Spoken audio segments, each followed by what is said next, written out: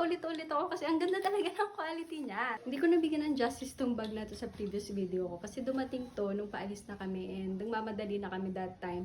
Kaya nag-quick video lang ako about dito. Pero may mga nagtanong kasi sa ibang platform kung saan ko to binili. Ito ay binili ko sa TikTok shop. Actually, nakita ko to sa mama ko. May ganito siya na color black. And yun yung lagi ko hinahiram sa kanya every time na nauwi ako. So sabi niya, bumili na daw ako ng akin para hindi na raw ako nanghihiram. Hindi ko kasi siya malambing doon kasi yun talaga hinihingi ko sa kanya. Pero ayaw niya kasi go-to bag niya rin yun. So every time na may quick errand siya, yun talaga yung ginagamit niya. Sabi niya, hindi ko daw ma-arbor sa kanya yun kasi gusto niya talaga yung bag na yun. So wala akong chance na mahingi sa kanya yun. So bumili na lang talaga ako ng sa akin. So yan, nagustuhan ko talaga yung quality nun. Kaya talagang bumili ako ng sarili ko. Kung makita niyo siya, yan. Made of nylon siya, kaya waterproof siya. Tapos ang ganda ng strap niya, oh.